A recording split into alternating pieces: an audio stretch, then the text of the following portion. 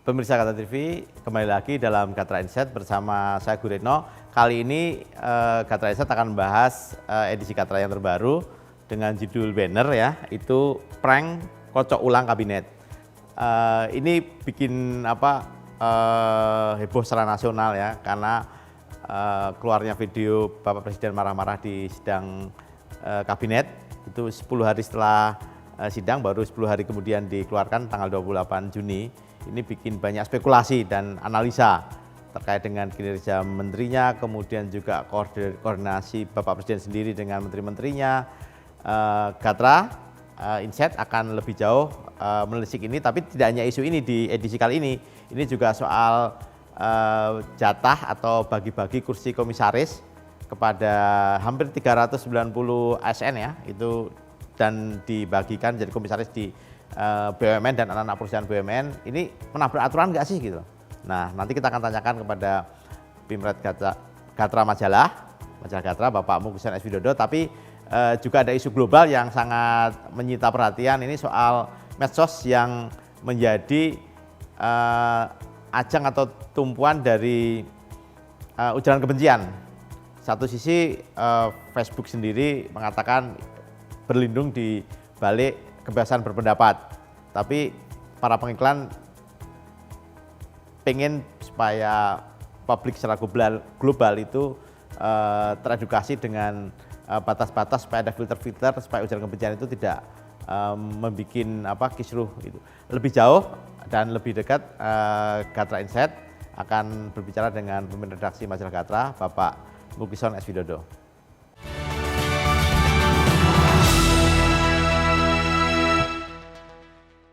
Pemirsa Gatra TV, kembali lagi bersama saya Guritno dalam Gatra Insight. Kali ini Gatra Insight akan membahas edisi Gatra yang terbaru, yaitu tentang isu kocok ulang kabinet yang ternyata ini analisa Gatra itu jangan-jangan prank dan sebagainya. Tapi terlepas dari itu, memang kinerja menteri-menteri di era pandemi memang agak tidak karuan begitu. Nah, saya mau langsung menanyakan ini, isu-isu ini kepada pemimpin redaksi Majalah Gatra, Bapak Mugison S. Widodo. Selamat siang, Mas Gur. Ya, gimana? Sehat?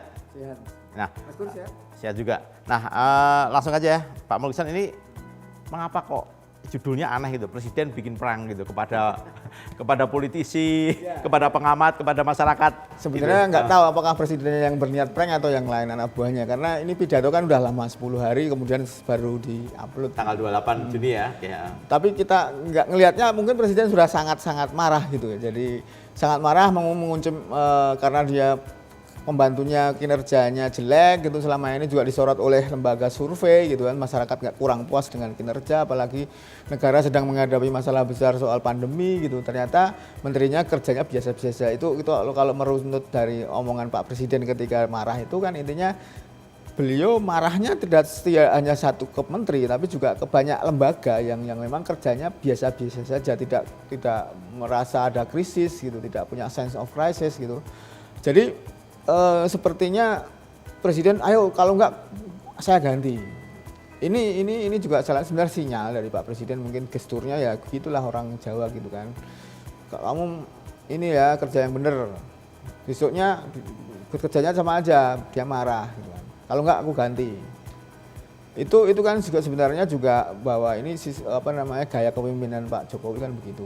Meskipun katanya sih Pak Jokowi juga sering marah, tapi kemudian diungkapkan ke publik bahwa memperlihatkan bahwa ya intinya memperlihatkan pemerintah serius dalam menghadapi ini, meskipun outputnya juga nggak selama ini orang melihatnya pemerintah memang kurang serius ya, dengan kebijakan yang kadang berganti-ganti. Besok ngomongnya hari ini katanya kita menghadapi new normal, kemudian tiba-tiba ini bahaya, dia pusing dengan keadaan seperti ini. Intinya perubahan kebijakan yang sering berganti, maksudnya pernyataan dari sebuah pejabat yang kadang meremehkan, kemudian mereka panik sendiri, gitu kan juga ini memperlihatkan ya prank itu sendiri. Kita masyarakat dikelabui dengan kebijakan pemerintah yang kadang tidak sinkron atau tidak konsisten. Ini yang jadi kritik kita ke pemerintah, bahwa selama ini kerjanya sudah kurang bagus, tidak jelas gitu kan.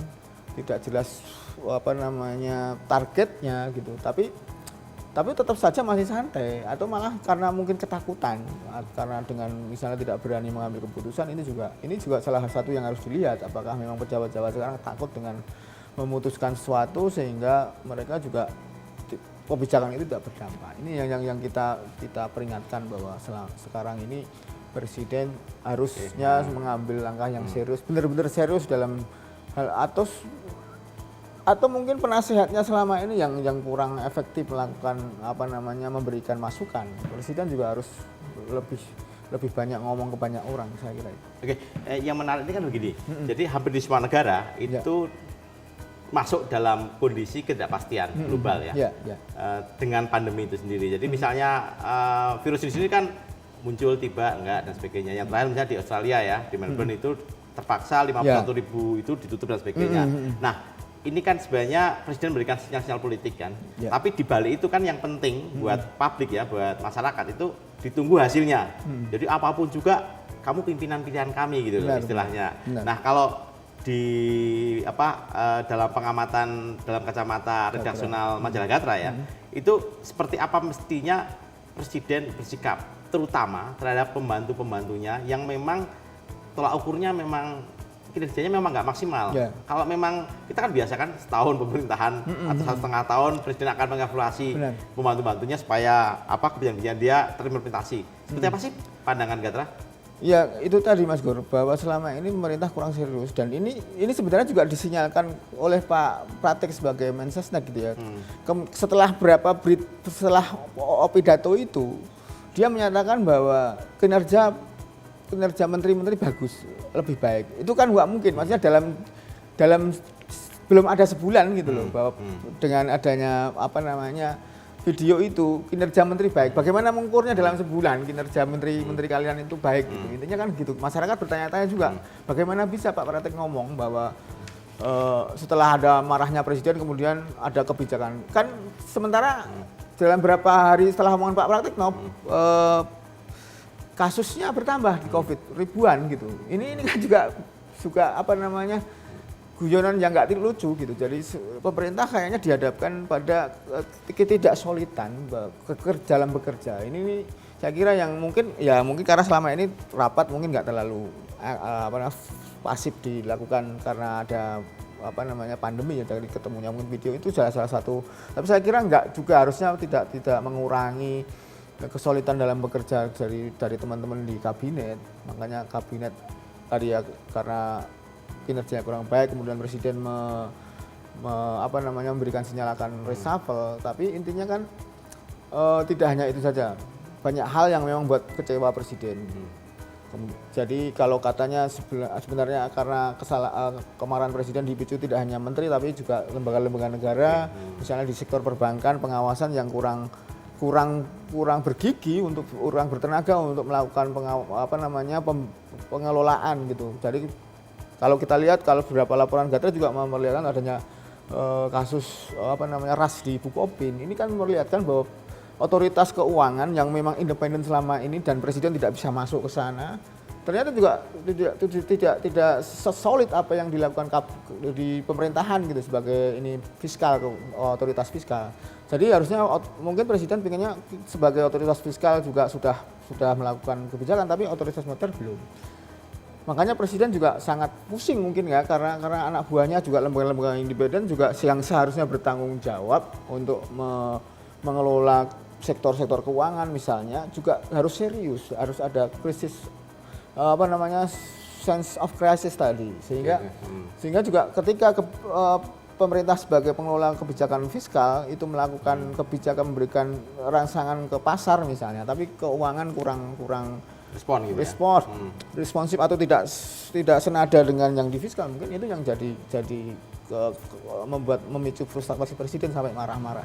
Tapi intinya dari sisi itu kita bisa melihat bahwa selama ini memang itu tadi komunikasi di dalam pemerintahan mungkin perlu dirijennya yang mungkin perlu ya sebenarnya itu kalau orang melihat ya presiden yang harus dimarahin oleh rakyat karena kurang tegas, kurang mungkin dia mengatur irama pembantu-bantunya mungkin kurang efektif sehingga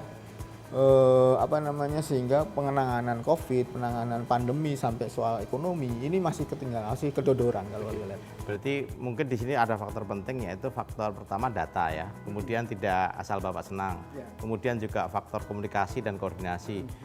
Tapi kita sudahi dulu isu mengenai pembantu-pembantu presiden yang kebijakannya, kemudian apa yang diomongkan dengan apa yang di lapangan itu kadang-kadang bertolak belakang, kemudian malah publik sini malah bingung, ini kayak kita diprank sama nggak hanya oleh presiden tapi pembantu-pembantunya juga, pimpinan lembaganya dan yang lain. Mereka dikerjain.